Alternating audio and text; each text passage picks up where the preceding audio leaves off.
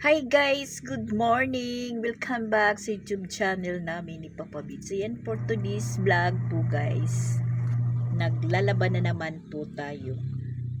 Biyernes na araw at saka si Chrislyn lang yung may klase ngayon at si Sansan. Si Sia walang klase hanggang sa Lunes dahil mayroon pong importanteng lakad yung ngayon naman habang po tayo naglalaba, nagkakape po tayo with chicharon. Manghang na chicharon po yung pares ko sa kape. Na si Papa Bits naman, siya po yung naghatid kay Chrislyn. Na diretso po siya sa RHU dahil hihingi ng medisina namin, yung gamot namin.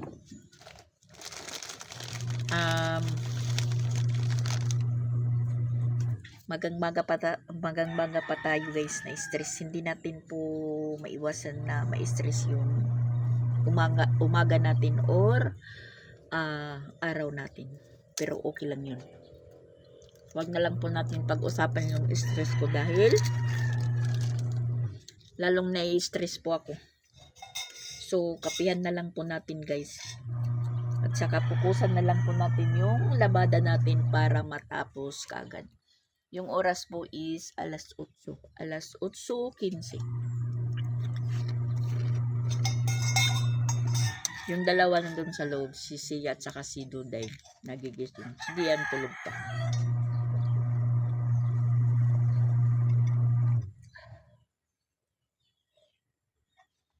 Inuman na lang po natin ng kape. Kainan ng chicharong manghang.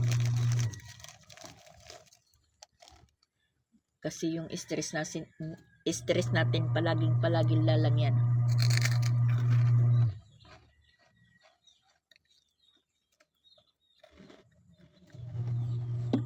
Yung kalabaw nandyan na naman sa harapan namin. Ay nako, ibibinta ko yung kalabaw na yan. Ibibinta ko kasi umulan kagabi. Ngayon naman ayan, naggawa po sila dyan ng paliguan.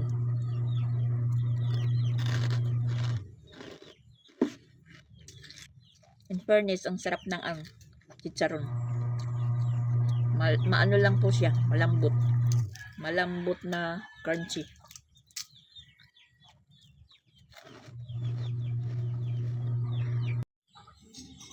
Sarap din is sa kape, iparis. Yan po yung intro muna natin ngayon guys. Nandito po tayo sa office table ni Papa Bits. Nakikigamit muna tayo na habang wala pa po si Papa Bits. Kape, naglalaba with popo.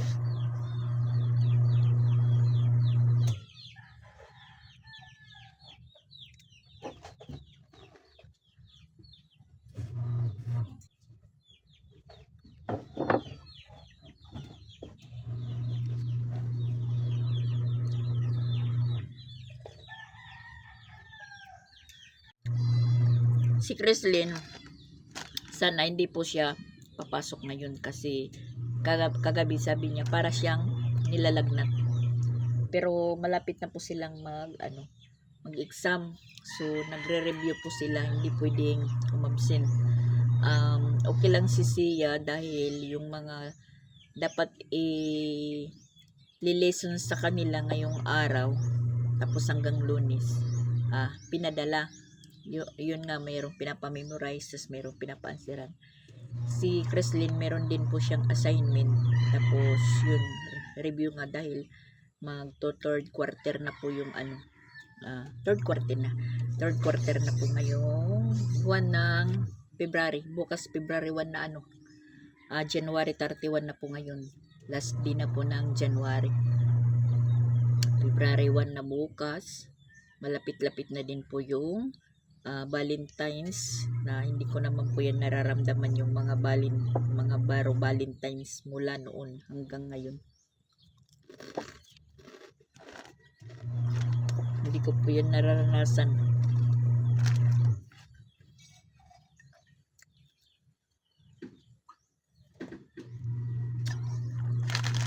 Wala naman gustong nakakaalala sa atin na ganong mga okasyon. Kahit anniversary nga, ako lang ang may alam. Pero hindi ko na lang pinaalam. Agoy, Ginoo ko. Kasi tayo yung magagastusan. Wag na lang. Suluhin na lang natin.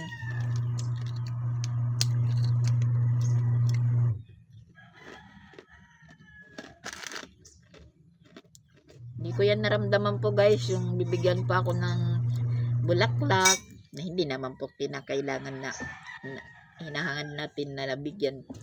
Yung maalala lang ba? Wala. Napapasana all na lang po ako sa mga mag-asawa, binibigyan ng bulaklak, Valentine's, Mother's Day. Sus, sa akin wala. Bahala ka dyan. Uy. Yung ano namin, sukian na nag-iisda, yung nagpapautang. Matagal na po siyang hindi naglalako. Tapos yun, dumating. Yung dala po niya is asyil, tahong. Sabi ko, pas lang muna tayo kasi wala pa akong binta. Maaga pa. Dahil binaon pa ng mga estudyante yung ano ko. Yung binta ko dyan.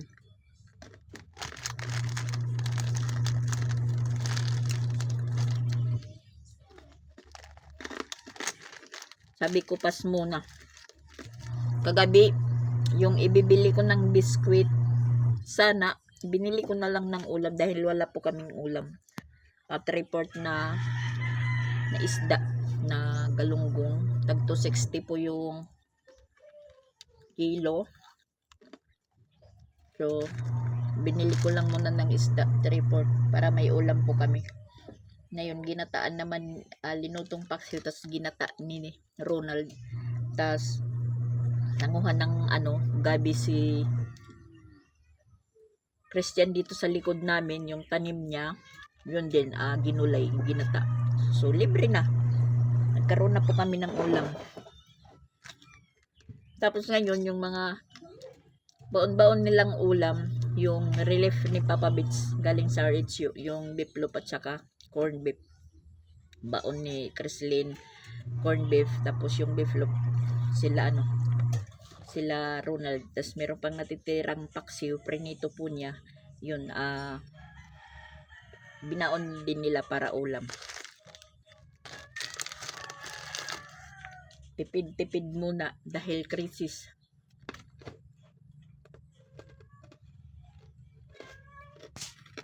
Ayan, nandito na po si Papa Bits. Meron na po siyang mga dalang gamot. Yan. Kilala na po si Papa Bits doon sa RHU. Yan po yung niya, medicine kit. Ayan, ang dami.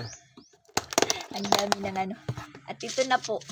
Ang dami ng medicine. Yan, punong-puno. At ito naman po yung sa akin. Yung amdulipin at saka losartan. Nakabili pa tayo kahapon. Kasi pagpunta po kahapon ni Papa Bits doon, wala yung doktor. So, wala na po akong inumin. Yun, napilitan po tayong bumili. Yung isang ganito, kasi 20 pieces po, 160. Yung ganito. So, ngayon, yung binigay sa atin, kada isa, amdulipin at saka losartan is 30 pang isang buwan. Basta yung yung resita hindi lang wawalain galing doon. Pwede pa pong makahingi. Nakala ko nga yung resita ko is naitapon ko. Buti na lang naitago dahil kahapon nga sabi ng doktor ni Papa Bits naman, kasi magkaiba po kami ng doktor. Kung hihingi, kailangan dala yung resita. Kahit matagal na, dalhin lang talaga yung resita. Yung sa akin sa pa yun sa November na resita. So inukihan pa naman, pero sabi naman po ng ng doktor, pag halimbawa wala na daw kaming medisina, pwede daw magsabi dyan sa barangay. Kung magsasabi pa dyan sa barangay, medyo natatagalan pa. Kasi marami yung inaasikayo yung mga staff ng barangay. Matagal ka pang mabigyan. Mabuti na lang yung ikaw. Malapit lang naman, ikaw na lang ang mag-personal. Makakadala ka kaagad.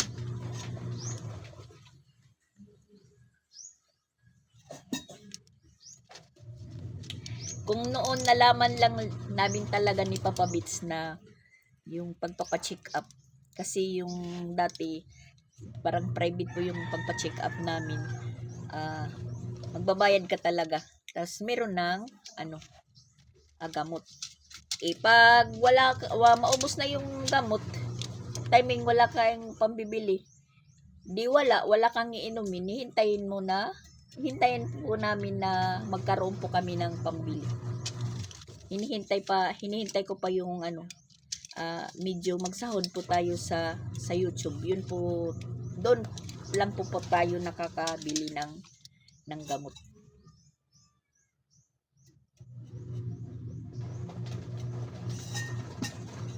Kasi nakakahiya yung palagi na lang hingi.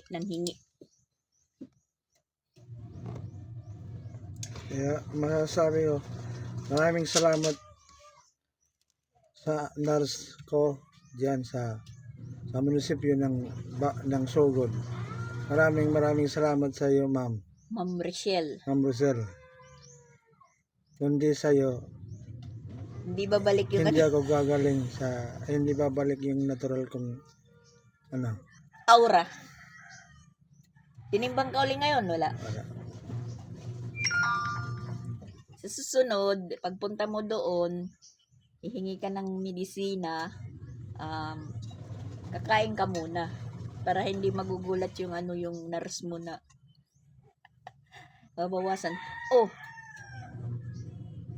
Matan. Yung isang mata pala ni Papa Bits namumula. Sabi ko sa kanya, sore eyes yan.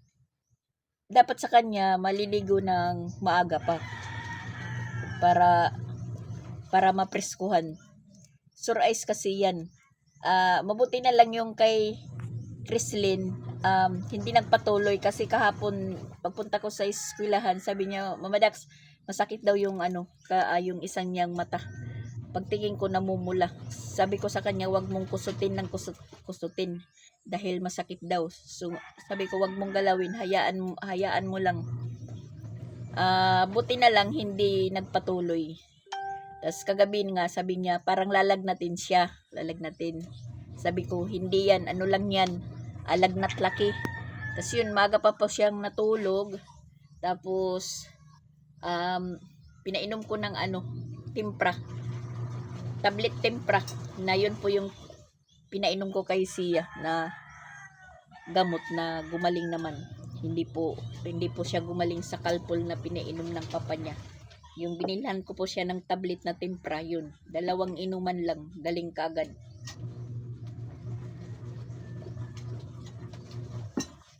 Tas kagabi, mga alas 3 pa lang ako nagising. Inano ko si Chrislyn kung may lagnat. Parang wala naman. Hindi nagpatuloy. Sa yun, nakapasok siya ngayon. Kasi si Chrislyn, hindi naman pressure natin na pumasok na kahit masama yung pakiramdam. Hindi pwedeng mag-absent si Chrislyn dahil yun mag-3rd quarter na po sila mag-exam na. Di pwedeng mag-absent kasi pinagsasabihan na sila ng ng teacher nila na bawal mag-absent dahil nakakabawas sa point. Yun. Si Sia naman, mutot si Papa Bits ang baho. Pinasabugan tayo. Yun, si Sia naman, Martes pa yung resume ng klase nila. Kasi Ano mayroon sa February? Kasi sila nabanggit na din po yan ni Dian, kaya wala silang klase. Yung balik nila is February 4 or 3. Parang nakalimutan ko. Nabanggit po yan ni Adrian. Yung klase nila is enroll naman tapos na ma-enroll si Dian sa second semester. So walang klase sila, yung resume nga February 4. So yun ang dahilan na umuwi lang muna siya dito sa Sugod. Kung may papasahe si Dian, pwede po yan siya umuwi ng Tacloban. Bakasyon muna. Kasi mga 2 weeks yung walang klase nila. Mula nang magpa-enroll siya ng second semester. Kaso wala. Dito lang muna siya sa Sugod, nagbakasyon, relax. Klase na naman sa February. Tapos yung mga bata, malapit-lapit na din po yung bakasyon nila. Siguro yung pagkatapos ng klase nila mga April. Ewan ko kung anong pizza sa April. Abot siguro sa April pero hindi ko alam yung pizza. Pero si Ate Sixi, dahil si Ate Sixi uwi na ngayong March 4 galing Malaysia. Hanggang Manila lang yung niya, yung plane ticket niya hanggang Manila lang.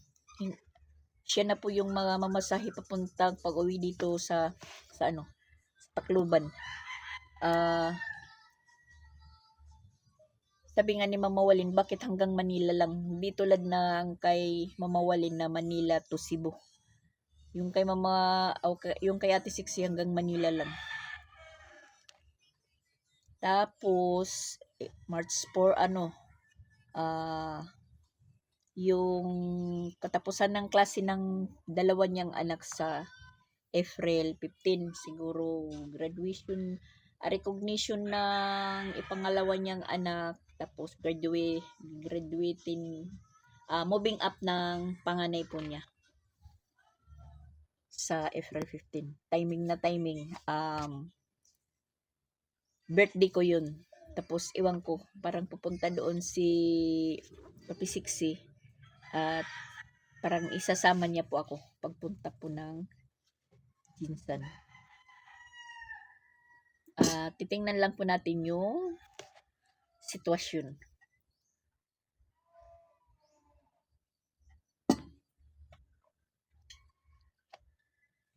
Kasi hindi po tayo makalakad-lakad, hindi po tayo makaalis-alis dahil marami pong nakakasagap. So, ayan, shout out din po sa Midtik yung nakalagay. Yung doktor na nagresita sa akin ng para sa high blood, Losartan at saka Amdolipin kay Doktor pala ni Boss Stephen kapangalan, si Stephen Miyayo. Stephen Miyayo Midtik yung po dito. Shout out po Doc Stephen Miyayo ng RHU Sugod, Province of Cebu, Municipality of Sugod. Yan, thank you po.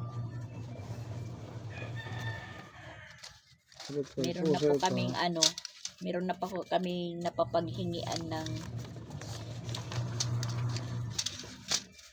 gamot. Masasabi kong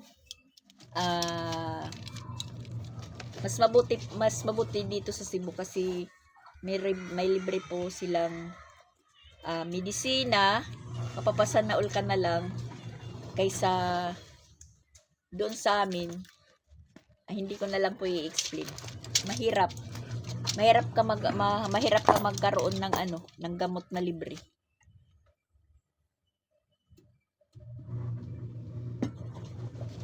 Maganda po yung nila dito sa barangay. Yung yung proseso ng mga pasyente. Talagang inaalagaan nila. Alagaan nila yung mga pasyente na nagano sa kanila, lumalapit, yung nagpapacheck up. Talagang minomonitor nila. Tapos pag halimbawa hindi ka nagpunta doon, may ano po na pinapapunta sa mga bahay-bahay.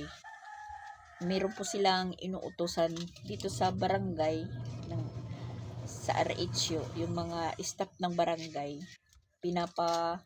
pinapabahay-bahay, minomonitor na kung kumusta na po yung naging pasyente, kasi tinitingnan siguro yung yung address.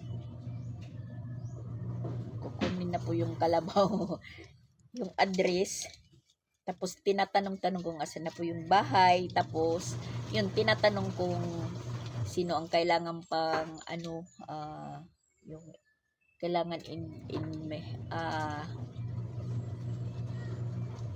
kailangan pong bigyan ng vitamins, mga bata, ganun. Timing lang po na nakauwi yung sila Japon, kasi nang makauwi sila dun sa Tacloban, nagkasakit yung mga bata, nilagnat na hanggang sa nagpa-check up. Yun, napirahan po tayo dahil nagpa-check up sila, hingi ng pa-check up, hingi ng pambili ng gamot dahil renisitahan po sila. Sabi ko naman, timing na umuwi kayo, kung dito nakasakit yung mga bata, sana nadala mo na dito sa RHU na ipa-check up din, na mabigyan sila ng gamot. Kasi tulad kay Sia, naipa-check up ko na din po yan. Nabigyan po din siya ng nagbigyan din po siya ng gamot, pati vitamins, nabigyan po siya. Ayun, gumaling. Tapos yun, nung December na nilagnat naman siya. Tapos hindi ko na lang dinala po sa RHU, kasi kaya naman po yung lagnat niyang gamutin. Hindi naman po nagtagal, gumaling din. Pero kung yun, ubusipon na hindi na gumagaling, na kailangan nang ipa-check up. Maganda talaga yung nila dito. Pamamalakad. Yan, sabi ni Papa Bits, pamamalakad. Hindi nila hinahayaan yung mga tao. Kahit hindi ka rehistrado dito, hindi ka dito bumuboto, sasabihin, wag yan kasi hindi yan taga rito. Mga lang po yan dito sa Patag Bawo, mga sampid, ganun. Hindi nila intindihin, talagang asikasuhin ka nila. Tapos yun, kahit ano po yung meron pambigay sa barangay, nabibigyan po kami, kasi nung magbagyo ng audit, nakalista po si Papa Bits. Meron po kasing konsehal na po dito, nagbahay-bahay nung magbagyong audit. Nalista po si Papa Bits. Ayun, kada merong pamimigay sa barangay, nabibigyan po si Papa Bits, dahil yung sinusunod sa barangay, yung mga master list po ng mga biktima. Hindi na po nila binabasehan yung master list ng kung sino po yung botante at saka nakarehistro. Pareho lang yun, rehistro at saka botante. Hindi nila iniintindi. Ang importante, kung sino po yung biktima at saka tumitira dito, nila, binibigyan din. Katulad na ngayong December, meron pong namigay ng tag 5 kilos na bigas. Yung mag-asawang yung lalaki is Amerikano, pero dito na sila tumitira talaga doon sa taas. Namigay po ng tag 5 kilos. Tapos yung babae, nagpunta dyan kila Madam Rose or kila Sir Regan, naglagay po ng isang sakong bigas na tag 5 kilos na sila naman binigyan sila ng bigas as may konting mga groceries. Tapos naglagay ng isang sakong bigas na may tagpo 5 kilos na sabi ng babae, bahala na kayo diyan kung sino yung bibigyan nyo dito sa likod sa likod-likod. So yun, nabigyan po kami ng isang 5 kilos dito. Natatandaan ko po yung yung babae, yung pangalan si Belinda. Belinda po. Tapos yung asawa po niya is foreigner, Amerikano. Doon sa taas, palagi kong nakikita po yung Amerikano nagwo-walking po siya kada umaga tas hapon. Palaging naka-smile. Kada daw yan namimigay, kada Pasko, New Year. So kami, naambunan din po kami ng grasya na galing po sa sa mag-asawang Belinda at saka hindi ko alam ang pangalan ng parinit. Sa ganun. Thank you po sa inyo sa binigay nyong pa New Year, pamasko. Tapos sa barangay, pag mayroong pamigay din na bigas, may coupon naman po yan. Talagang si Papa Bits na bibigyan. Meron na po siyang coupon. Tapos alam naman po ng mga tao na nakalistado si Papa Bits. Kung hindi po kami nakapunta doon, may nagmi-message na magpunta sa barangay. Dahil yung coupon nyo, kung hindi pa nakuha, kung hindi doon pa sa barangay, kunin para mabigyan. So ngayon naman si Papa Bits palaging nagpa-follow up, check up kada linggo. Nagpupunta po siya doon sa pupunta doon sa center. Pag-uwi niya, meron po siyang 5 kilos at saka mga groceries. In fairness, magkano na ngayon yung corned beef sa tindahan? Ako nga dito, yung binta ko sa corned beef is 42. Nabibili po sa grocery 37.50 yung isa. Tapos yung okay lang yung beef loaf dahil medyo mura-mura. 5 piraso na kahapon yung dala ni Papa Bits beef loaf, tapos 2 corned beef, tapos 5 noodles na beef. Delivery na. Ngayon, baon na ng mga estudyante at saka trabahante. Tapos yung 5 kilos, 2 5 kilos na bigas, hindi pa namin nagagalaw dahil meron naman pong si Mama Walin. Iniwan sa amin dito na isang sakong bigas. Yun, malapit-lapit na po maubos. Timing naman po si Papa Bits punta sa RHU. Nabibigyan po siya ng na nagkakaroon po kami ng stock. Siguro baka sa susunod na linggo pagpunta na naman doon ni Papa Bits, meron na naman po siyang 5 kilos sa groceries. Sabi pa ni Papa Bits, baka daw hinihanda na yan para sa kanya. Pagpupunta niya doon, binibigyan siya.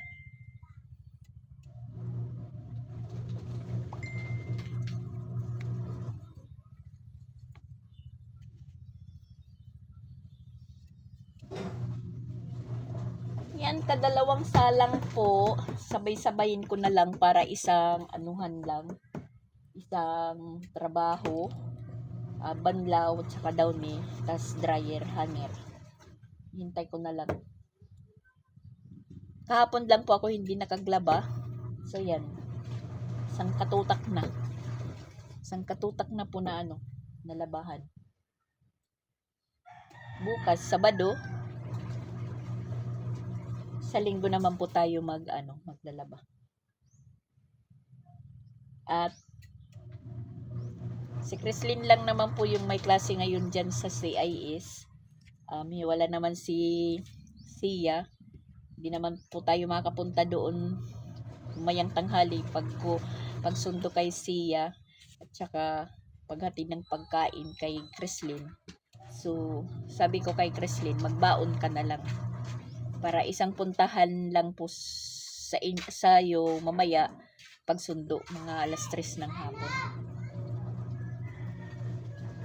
Para tipid sa gasolina din. At saka, naanuhan po tayo. Kasi kasama si Duday, yung kantin doon may freezer, Magnolia, mga ice cream. Yun. Nabibiktima po tayo ni Duday. Nahuhold up tayo sa sa ice creaman. Buti na lang kahapon yung tinuro niya, yung tag 3 lang, yung parang ice drop. Yun po yung tinuro niya. At saka wala namang pong KitKat na cornetto. Cornetto? KitKat ba yun na tag sobra 50 po yung isa? Tapos meron pa, ay nako. Ang galing ni Duday pumili. Ibuti na lang kahapon yung lang, kasi nasa ibabaw, nasa ilalim yung cornetto, yung parang ice drop po, mango. Yun po yung naituro niya. Tag 3 yung isa. Tiningnan na lang po kami ng nag-ice cream kasi dinadaanan po namin yung bilihan nila ng ice cream. Tiningnan na lang po kami. Siguro isip yun, hindi na sila babilin sa akin ng ice cream dahil meron na po silang ice drop na bit-bit. Sabi ko sa kanya pagdaan namin na tomorrow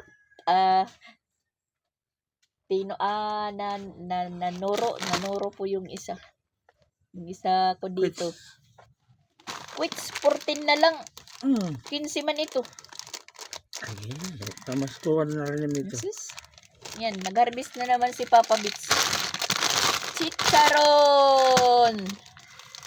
Nagawa nilang harbisan yung tindahan ko.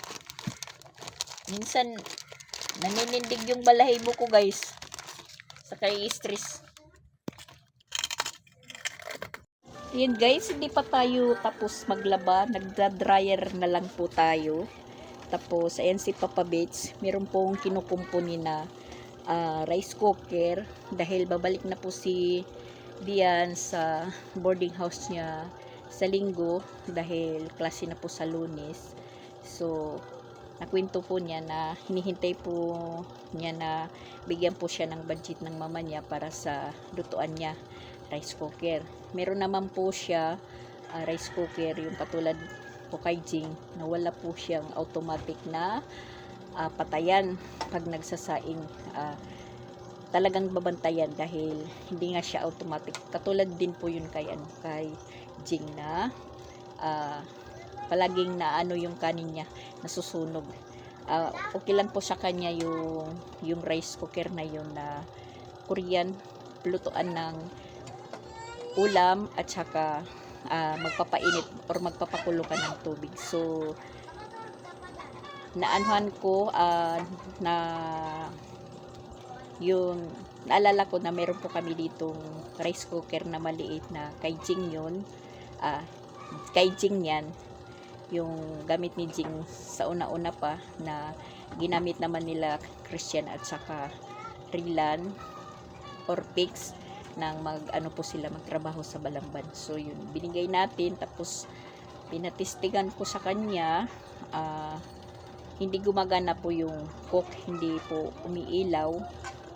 Hindi natin nalang, pero umiinit siya. Tinistingan namin, una hindi po gumagana yung cook, palagi lang naka-warm. Tapos gumana naman yung cook pero hindi naman umiilaw. So ayan, kinukumpuni ni Papa Bits para hindi po maging delikado at saka magamit po ni yun. Nahulaan ko na yung fuse yung sira para mag light po yung malaman po kung magkukok na, pero yung warm okay lang kasi may light. Dadalhin po yan ni Dian para yung ibibili po niya ng rice cooker, ibibili na lang po niya daw ng foam dahil yung hinihigaan niya pinakasapin, may katre naman yung pinakasapin yung kumot niya, so wala siyang kumot. At yun, ibibili po niya yung ibibili ng rice cooker, ibibili niya po ng foam or banig na may foam na ni Papa Bits. Ang liliit ng mga pisa.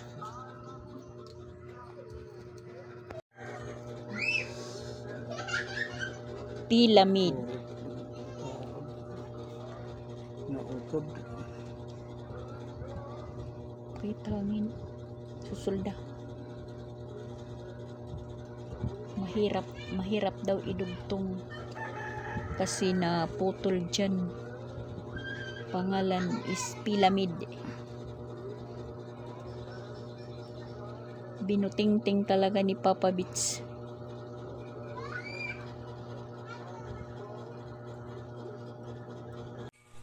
Ayan, trinay po ni Papa Bits kung gumagana. Pero yung problema talaga, yung dito. Yung cock, hindi po lumalights.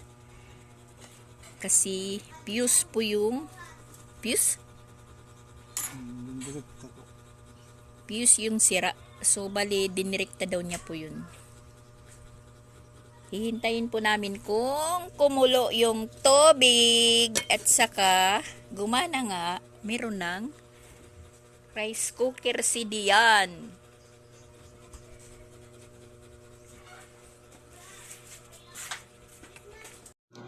Matagal na kasi ang rice cooker na yan na nandun pa si Jing sa Makaas nakatira.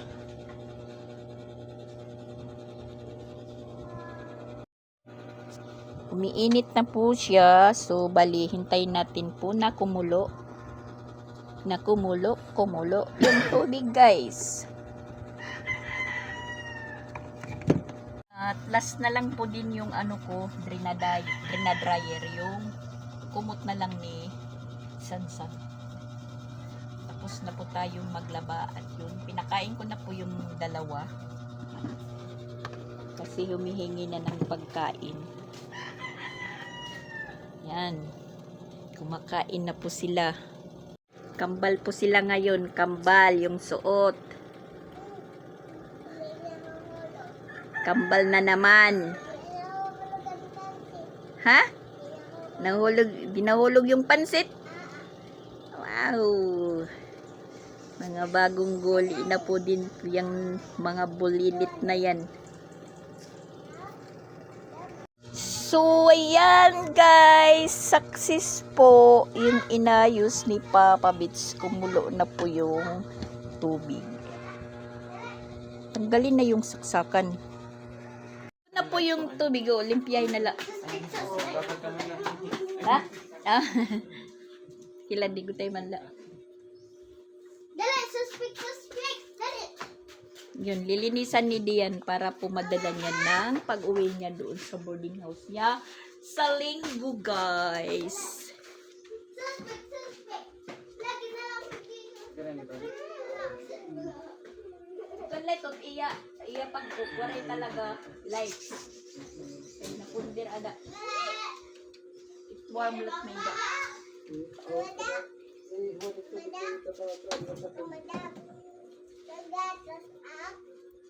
Ha? Gagatas ka na. Tapos ka lang kakakain, Duday. Mamaya ka na maggatas. Ayan, si Duday, humihingi ng gatas. Katapos lang kumain. Hihingi na naman po siya ng gatas.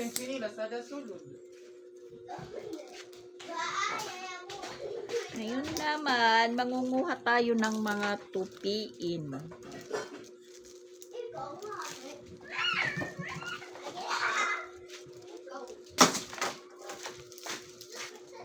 Ay, nagpapatimpla na si Duday.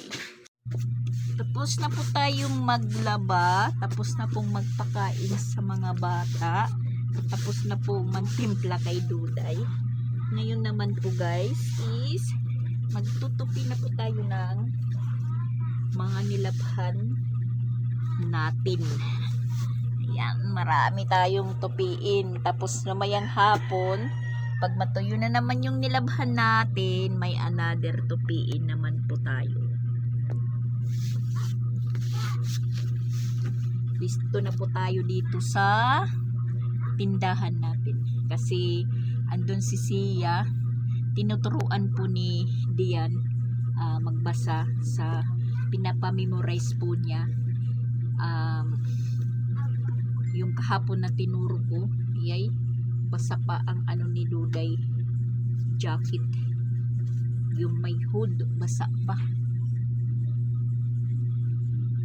Ihangir natin mamaya. Magtupi muna tayo para mabawas-bawasan po yung tupiin natin hanggang sa mamayang, oh my gosh, ba't maano pa to? Kasi hindi ko ito na dryer, kaya basa pa yung mga bulsa-bulsa dahil nag-run out na nung isang araw, hindi tayo nakapag-dryer. Yung iba okay lang kasi tuyo. Napakabango po guys yung linabhan natin na arawan. Mabango po yung ano niya, labas, kinalalabasan pag naiinitan. Pero kung maulan, kahit anong downy, agoy, maasim. Oh, lilipat ka dito na uho. Tinuturuan ka doon ni Tito Dian. Hindi mo tinatandaan yung ano. Na, ba't nasasama talaga yung judge dyan? Judge tsaka hilo. Anon der? Wala man dida. Oh, air na naman. Hin lagi, hin. Nasing ang hen. Oh, ano nasing ka man na air? Hen. Saan mo napupulot yung mga words na dyan? Words na yan. Hat. Hen. Mat. Hat. Ear. Anon ear? Ano man? Hin. In. Pipitikon ko nat imo. Simod. Ate. Hin. Ate. Jar. Baa. Jar. In. Kapon ka pa ha. Cup. Yung 80.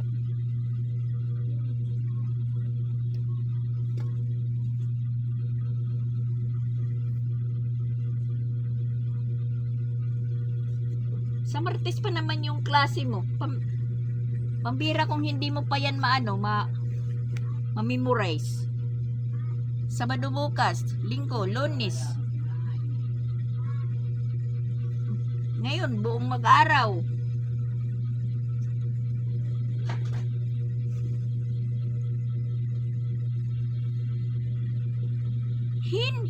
Ear.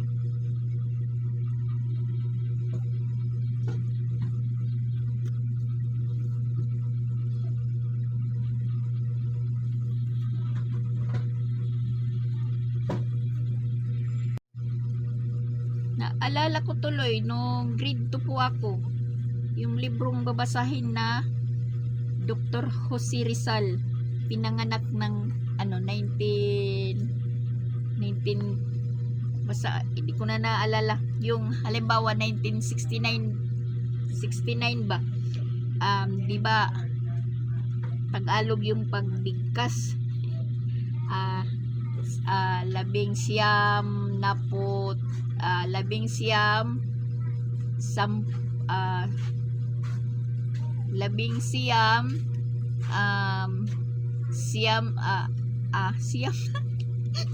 ganon kasi Tagalog parang ginaganon yung pagbabasa. Tapos alam ko naman na tama na po yung pagbigkas ko, pagbasa. Natatakot lang po ako bigkasin kasi yung nagtuturo sa akin noon si tatay. Pag hindi talaga na tatama yung binabasa ko, pag isang palo, tapos pag hindi ko nababasa, hindi ako pinapatulog kahit malalim na po yung gabi. Naaalala ko tuloy yun, na yung hindi pa ako marunong magbasa. Nakakainis pala yung tinuturuan ka na hindi ka natututo pabalik-balik. Yun. Ganun din po yung yung si Sia, si Chrislyn. Lalong-lalo na si Chrislyn noong grade 1 pa kasi di talaga natututo. Pero ngayon si Chrislyn natututo na po siya. Mas ano na po siya, mas natututo na hindi po siya tinuturuan na yung turo na pagulat or pagalit at saka pasigaw. Intindihan po niya doon na ano niya sa mga teacher kasi yung teacher ngayon i-discuss talaga kung ano pinapaintindi po sa mga bata. Yung masipag naman na guro, yung hindi tamarin na na guro, kasi merong pong teacher na tinuturo lang, hindi ni-explain, hindi dinidiscuss sa estudyante, lalong-lalo na po kung yung estudyante medyo pasaway, walang mood turuan, kaya ganon. Maraming nag-graduate na hindi marunong kasi takot sa teacher. Pero iba na ngayon yung teacher, iba na ngayon kasi meron na talagang yung sa tawag dun, may parusa sa mga teacher na pasaway. Kaya yun, takot na silang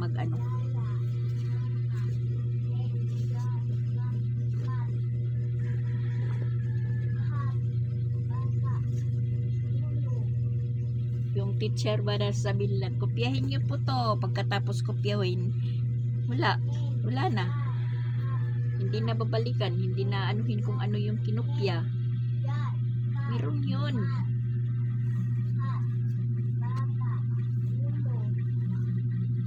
Kasi dumaan naman din po ako sa pagka-estudyante.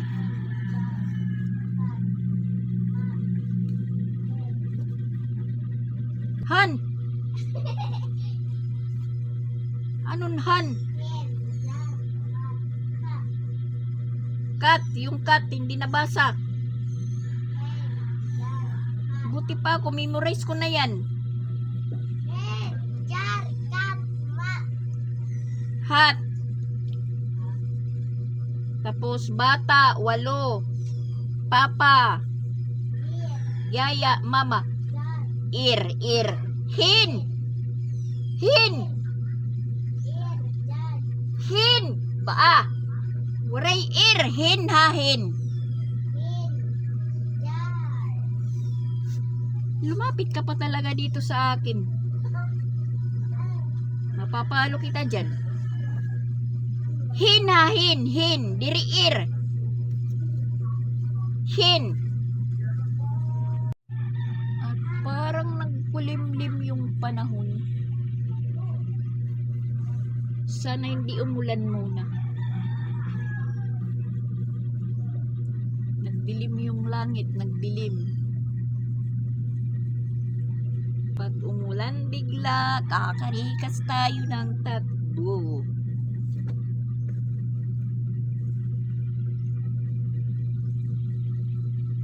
Kakarikas tayo ng tatlo guys pag umulan.